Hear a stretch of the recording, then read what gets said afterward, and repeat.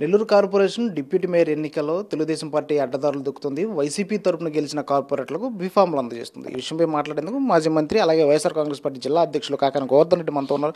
Sir, ఏం చెప్తారు? మీ party తరపున గెలిచిన కార్పొరేటర్లు అందరినీ తెలుగుదేశం పార్టీలోకి తీసుకొని వాళ్ళు బీఫామ్లు ఇస్తున్నారు. దీనిపైన ఎలా చూస్తారు? అంటే అందుకే చెప్పాం, వైఎస్ఆర్ కాంగ్రెస్ పార్టీకి సంబంధించి నెల్లూరు మున్సిపల్ కార్పొరేషన్లో జగన్మోహన్ రెడ్డి గారు బీఫామ్తో 54 స్థానాలకి 54 కార్పొరేటర్లు గెలవడం జరిగింది.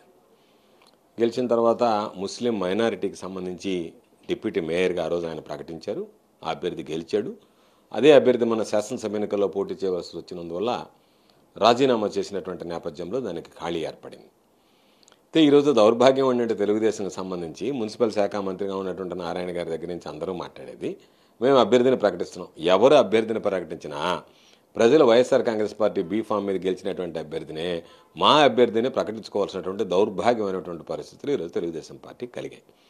కాబట్టి అందుకనే ఇది విధేయతకి వెన్నుపోటుకి మధ్య జరుగుతున్నటువంటి పోటీ.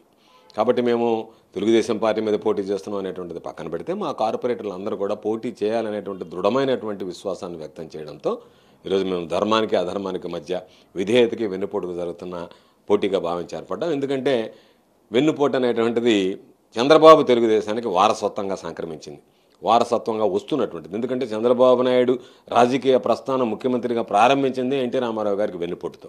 ఆ వెన్నుపోటులతో అధికారంలోకి వచ్చినటువంటి చంద్రబాబు నాయుడు గారు ఆ వెన్నుపోటును ప్రోత్సహించేటువంటి సంస్కృతిని మరింత ముందుకు తీసుకువెళ్ళేటువంటి పరిస్థితులు ఉన్నాయి. కాబట్టి అందులో భాగంగానే ఈరోజు వైఎస్ఆర్ కాంగ్రెస్ పార్టీ వాళ్ళకి వలవేసి ఎరవేసి లాక్కొని వాళ్ళకి సంబంధించి వాళ్ళని ప్రలోభపెట్టి మభ్యపెట్టి వాళ్ళకి డబ్బులు పంచుతూ ఈరోజు వాళ్ళ ద్వారా ఏదో ఒక విధంగా మేము గెలిచామని సంకలు గుద్దుకోవాలనేటువంటి ఆలోచన ఉంది తప్ప ఈరోజు అది విజయంగానూ భావించలేం.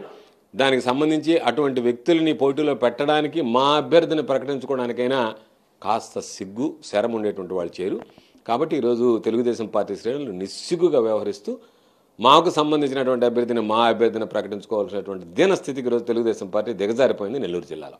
సార్, ఏం చెప్తారు? జగన్ చరిష్మా కావచ్చు, పార్టీ గుర్తుతో కావచ్చు 54 మంది కార్పొరేటర్లు గెలిచారు. ప్రస్తుతం రేపు ఎన్నికల్లో వాళ్ళే ఓటైపోతున్నారు. వాళ్ళకి ఏం అప్పీల్ చేయబోతున్నారు? చెప్పాం, ఏదైనా చిన్న పొరపాటు అంటే మిమ్మల్ని బెదిరించారా, భయపెట్టారా, ప్రలోభ పెట్టారా, రకరకాలైనటువంటి కారణాలు ఉండి ఉండవచ్చు. కానీ జగన్మోహన్ రెడ్డి గారి వల్ల మీరు ఆ స్థానానికి వచ్చారు. ఎందుకంటే గతంలో 2014లో జరిగింది నెల్లూరు జిల్లాలో. మేయర్గా ఉన్నటువంటి అబ్దుల్ అజీజ్కి మైనారిటీలకు మొట్టమొదటి అవకాశం కల్పిస్తే ఆయనతో పాటు కొంతమంది కార్పొరేటర్లు కూడా పార్టీని వదిలి వెళ్ళిపోవడం జరిగింది. ఆ తర్వాత వాళ్ళు ఎవ్వరికి పుట్టగతులు లేకుండా పోయాయి. కాబట్టి అటువంటి పరిస్థితి మరలా మీకు సంక్రమిస్తుంది, అటువంటి పరిస్థితి మరలా మీకు దాపురిస్తుంది. ప్రజా జీవితంలో ఉండాలి అనుకునేటువంటి వ్యక్తులు ఎవరు కూడా ఇటువంటి పొరపాటు చేయొద్దు.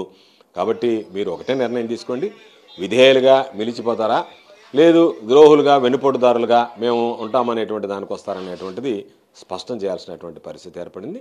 దాన్ని బట్టే మేము అప్పీల్ చేశాం అందరికీ. అభ్యర్థిగా మైనారిటీ అభ్యర్థికి కరీముల్లాను ప్రకటించడం జరిగింది. మేము ఏ రోజైతే మైనారిటీ అభ్యర్థిని ప్రకటిస్తున్నామన్నాము, తెలుగుదేశం కూడా వైఎస్ఆర్ కాంగ్రెస్ పార్టీలో గెలిచినటువంటి మైనారిటీ అభ్యర్థికే వాళ్ళు కూడా డిప్యూటీ మేయర్ ఇస్తామని చెప్పి నిన్న ప్రకటించడం జరిగింది. ఫైనల్గా ఇప్పుడు విప్పు జారీ చేస్తున్నారు పార్టీ తరఫున. విప్పు ధిక్కరిస్తే ఎలాంటి పరిస్థితులు? ఖచ్చితంగా విప్పు ధిక్కరిస్తే డిస్క్వాలిఫై అవుతారు. ఒకవేళ ఈరోజు అధికారాన్ని అడ్డు పెట్టుకుని ఏదైనా దాన్ని అధిగమించడానికి ప్రయత్నం చేసినా మేము న్యాయస్థానాన్ని ఆశ్రయిస్తాం. ప్రజా కోర్టులో కూడా వీళ్ళకి తప్పనిసరిగా ప్రజల ముందు కూడా వీళ్ళు దోషులుగా నిలబడాల్సినటువంటి పరిస్థితి ఏర్పడుతుంది. కాబట్టి విప్పు జారీ చేసిన తర్వాత ఖచ్చితంగా డిస్క్వాలిఫికేషన్ ఉంటుంది. వాళ్ళని ఖచ్చితంగా న్యాయస్థానానికి వెళ్ళినా సరే వాళ్ళకు ఉన్నటువంటి ఆ కార్పొరేటర్ స్థానాన్ని వాళ్ళు కోల్పోయేటువంటి విధంగా చర్యలు తీసుకుంటాం. ఒక పార్టీలో గెలిచి ఒక పార్టీలో ఫిరాయించడం అనేటువంటిది అది పార్టీ ఫిరాయింపుల చట్టం కింద వస్తుంది. కాబట్టి దానికి పార్టీ ఫిరాయింపులు ఎవరైతే ఈరోజు ప్రోత్సహించారో వాళ్ళు కూడా అర్థం చేసుకోవాలి. పార్టీ ఫిరాయించినటువంటి వ్యక్తులు ఈరోజు ఇబ్బంది పడేటువంటి పరిస్థితి ఏర్పడుతుంది. కాబట్టి పార్టీ ఫిరాయించినటువంటి వారికి విప్పు జారీ చేస్తున్నాం.